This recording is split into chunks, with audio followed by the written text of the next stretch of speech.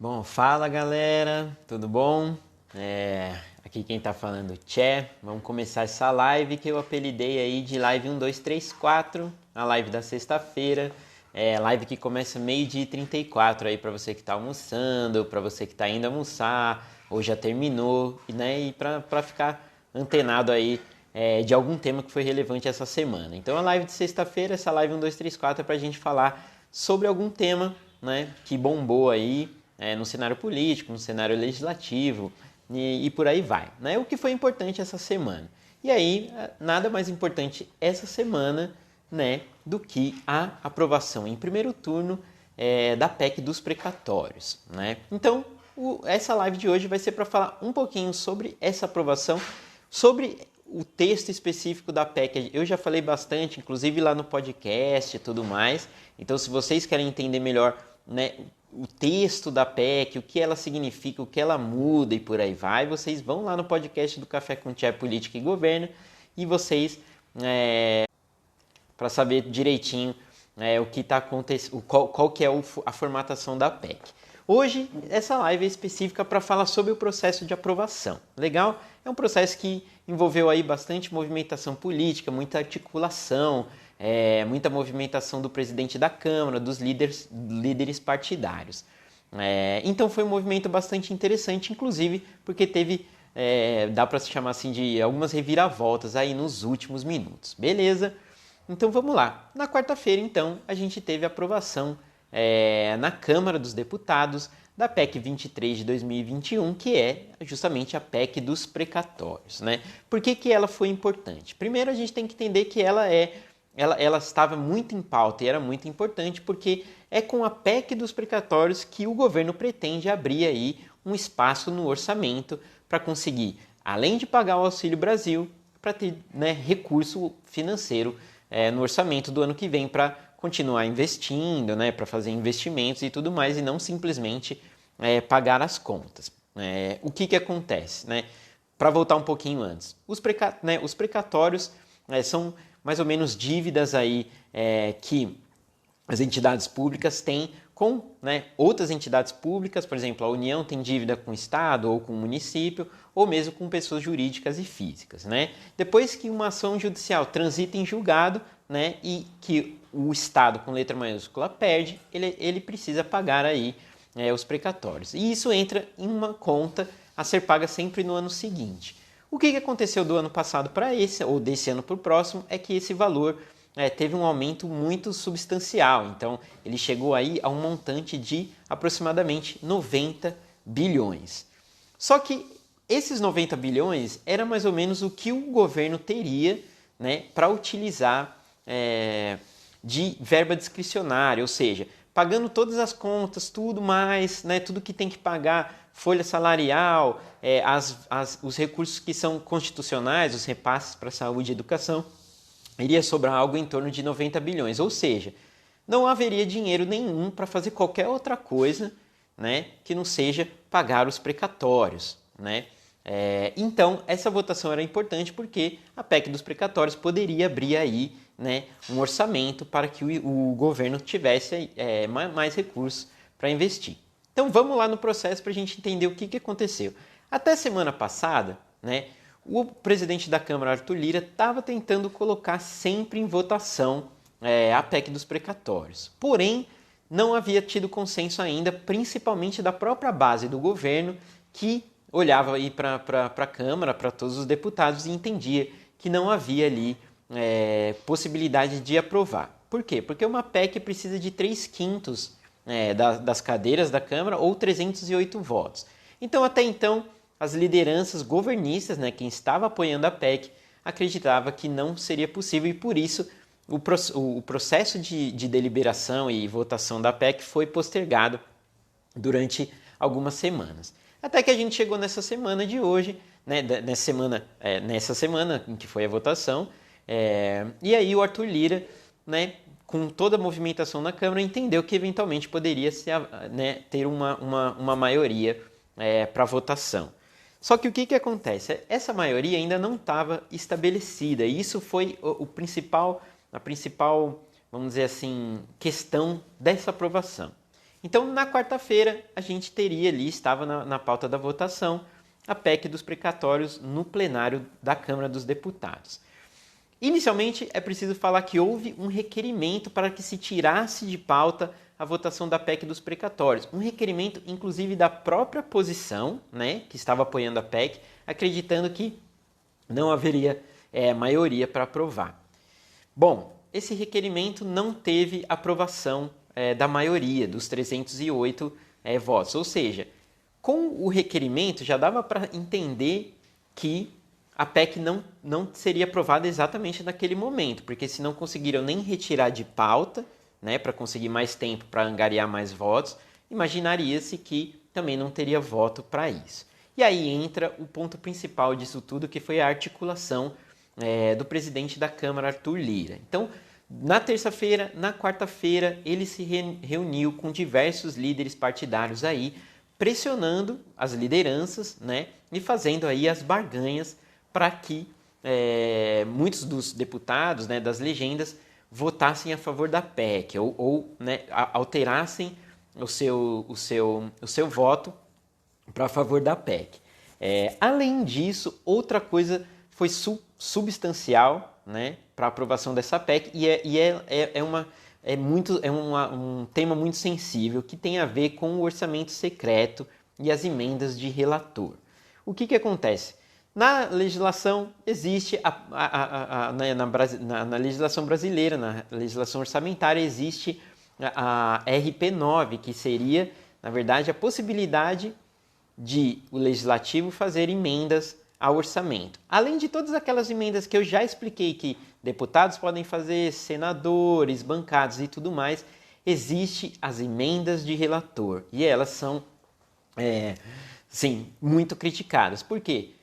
O relator do projeto, da lei orçamentária, né, ele tem o direito, ou seja, uma única pessoa, ele tem o direito de emendar, né, a lei orçamentária. Isso significa que um único deputado ou um único senador pode ali propor alterações no projeto de lei orçamentária, sem necessariamente pedir permissão para ninguém, e esses repasses, né, esse recurso que ele emendar, eles vão ser transferidos sem que se haja qualquer solicitação formal ou qualquer processo de aprovação mais transparente.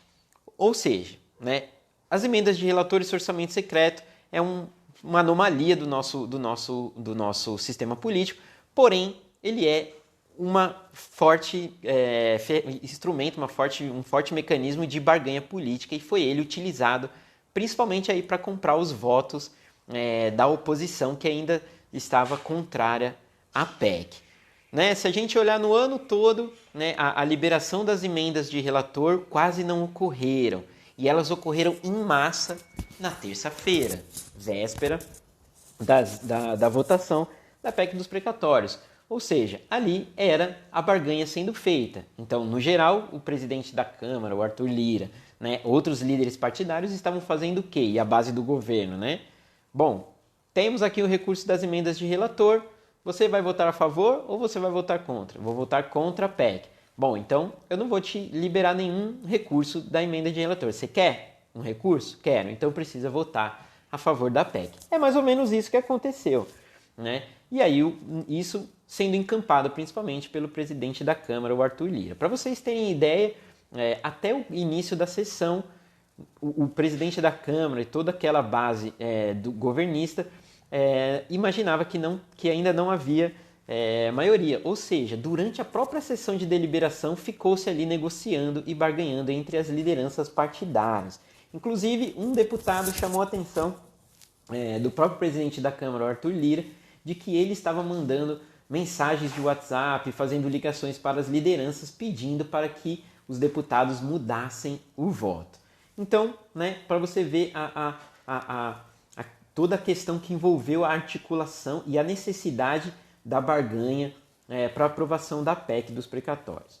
Bom, final das contas, tudo isso feito, né, a PEC foi aprovada por 312 votos. Eu falei que precisava de 308, ou seja, né, apenas 4 votos a mais. Foi uma votação bastante apertada, e isso mostra que a aprovação ela só se deu mesmo por causa de toda essa articulação que foi feita. Além disso, tem outras coisas que a gente pode considerar como articulações. A oposição falou que seria fraude, que seria uma gambiarra, né? Outras duas coisas em relação ao PEC dos precatórios. Primeiro de tudo, na manhã da quarta-feira, o presidente da Câmara, Arthur Lira, mudou de ofício, né? Alterou de ofício, ou seja, sem um processo, porque ele tem o poder como presidente da Câmara, né? Utilizou seu poder de presidente de ofício e autorizou que deputados que não estivessem presentes na sessão plenária que pudessem votar de forma remota. O que isso significa, na verdade? Até então, né, durante a pandemia, ou você logava no sistema para fazer os votos, com o retorno das atividades parlamentares lá, era necessário que os parlamentares estivessem lá. E ocorre que muitos parlamentares governistas estavam em missão, principalmente na COP, né, no encontro de clima da ONU. Então, para que não perdessem esses votos, o presidente da Câmara, Arthur Lira, liberou para que eles pudessem votar lá de onde eles estivessem, principalmente de Glasgow, onde está sendo a COP. Né? Essa foi a primeira coisa, né? Primeiro movimento que você entende claramente que o presidente da Câmara está fazendo ali, né, o papel de embaixador do governo para que essa PEC fosse aprovada.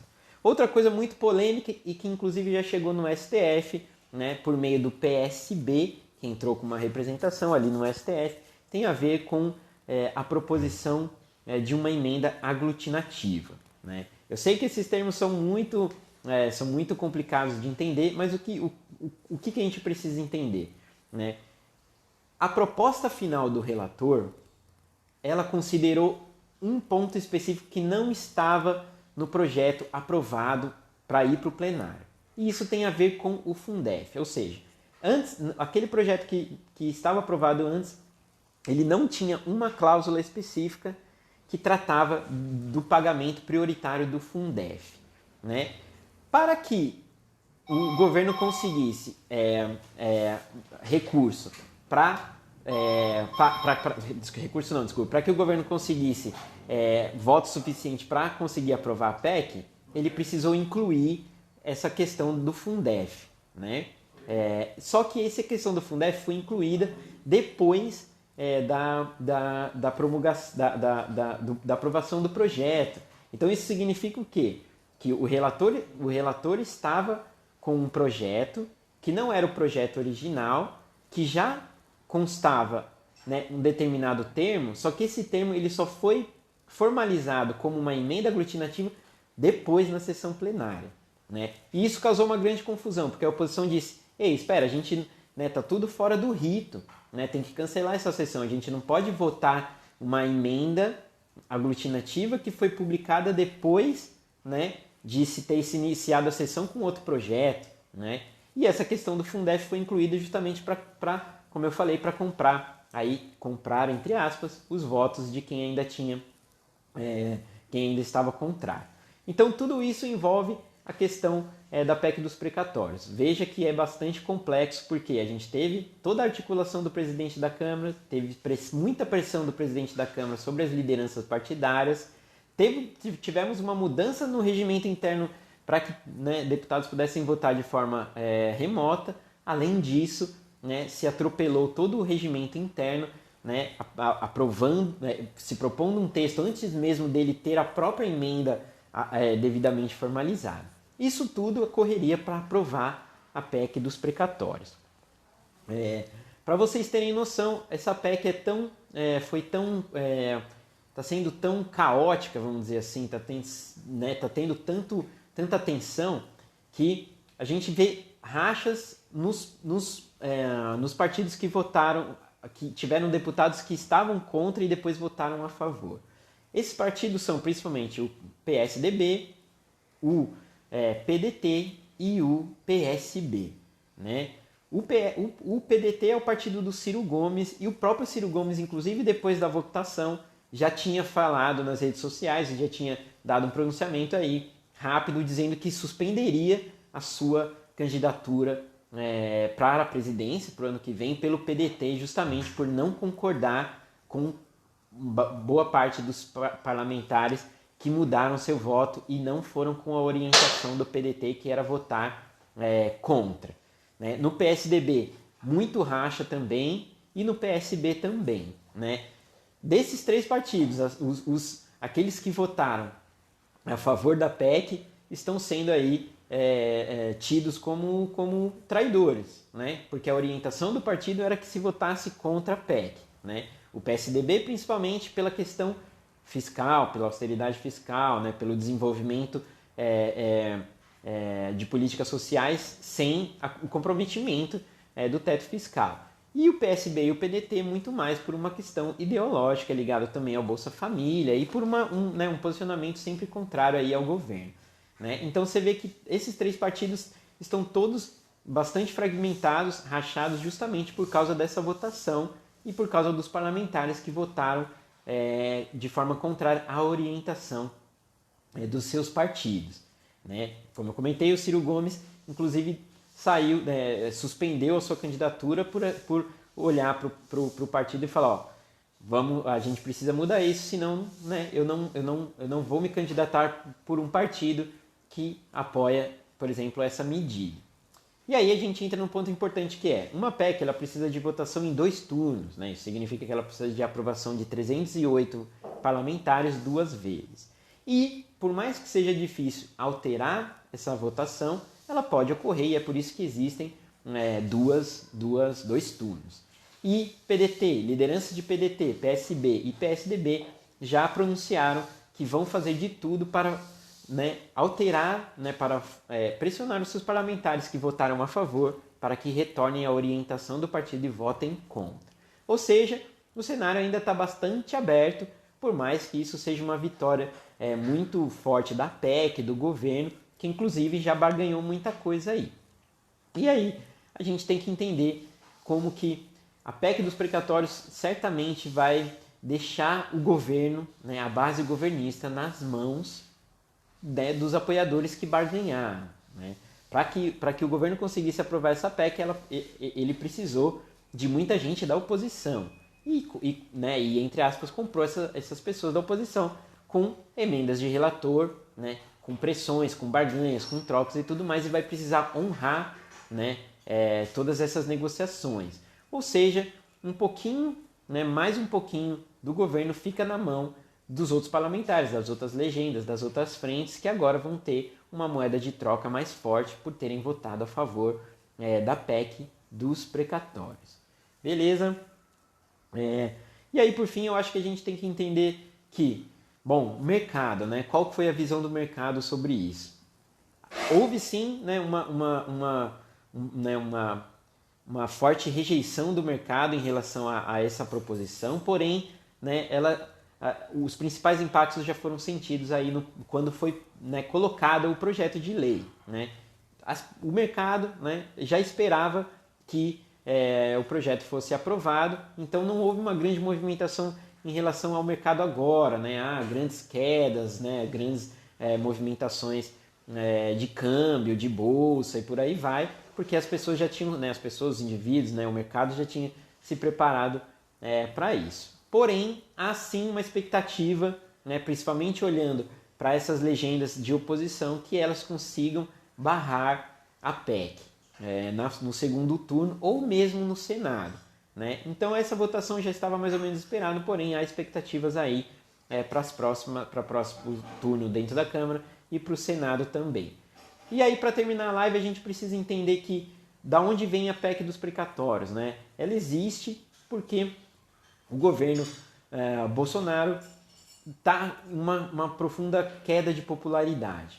E aí, nessa queda de popularidade, lançou-se mão do Auxílio Brasil, O Auxílio Brasil que está sendo tão falado que vai substituir o Bolsa Família. Obviamente, quem não é cego, a gente consegue entender que é um movimento majoritariamente eleitoreiro. Não que ele não vai servir de política assistencialista, mas ele é eleitoreiro justamente por vir num ano de super crise econômica, e um ano de prévia do ano eleitoral. Para pagar o Auxílio Brasil, seria necessário... para pagar o Auxílio Brasil e para conseguir arcar com os precatórios, seria necessário justamente essa PEC para alterar o teto de gastos. E por que tudo isso é importante? A oposição alega que a PEC não deveria passar. Por quê? Porque, primeiro, não se deve mexer no teto de gastos, e a PEC é sim uma burlada no teto de gastos, né? Segundo, porque o governo teria sim capacidade financeira de pagar os precatórios e de pagar o Auxílio Brasil de outras fontes, né? Então, o que a oposição diz assim, para que nós vamos burlar o teto de gastos, né? Abrir muito mais o rombo, sendo que existe dinheiro sim, existe recurso dentro do governo, né? Só precisaria movimentar. Já a posição utiliza o discurso contrário. Não haveria como fazer o Auxílio Brasil, não haveria como tirar as pessoas da extrema pobreza, da fome e tudo mais, se não fosse o Auxílio Brasil, né? E aí ficam essa troca, né? essa troca de informações. Basicamente, o que a gente precisa entender é que uma PEC dos precatórios afeta diretamente, né, a governabilidade e o entendimento do mercado sobre, né, as políticas liberais daquele governo, né? E isso impacta diretamente a nossa economia. Porém, né, pagar a PEC dos precatórios abre a possibilidade de que se pague tanto o Auxílio Brasil, que é a prioridade do governo, como também outras políticas que ficariam travadas, né, em detrimento de você parcelar o pagamento da PEC dos precatórios. Em resumo, o que eu quero dizer para vocês é que o tema é muito complexo, né? A gente tem que olhar para todas as direções, não é possível comprar um único argumento de esse argumento está certo, o argumento da posição, o argumento da oposição e por aí vai. O que a gente precisa saber é que, de fato, a PEC dos precatórios tem impactado diretamente não só a nossa economia, mas principalmente a política, a governança e a governabilidade. Então, as dinâmicas da política para o ano que vem vão ser diretamente impactadas pela PEC dos precatórios. Legal? Bom, pessoal, eu acho que é isso que eu queria dizer sobre a PEC dos precatórios hoje, para a gente entender mais ou menos como é que foi o processo de aprovação, entender como se deu o processo de aprovação das articulações e esperamos aí para as próximas semanas, né, o andamento da pauta de votação, né? Fiquem atentos aí no Instagram, no podcast Café com Tchê também, que eu vou colocar lá sempre informações mais atualizadas sobre a PEC dos precatórios. Espero que tenha sido útil para vocês aí. A gente se vê então na live no episódio da segunda-feira e na live da terça.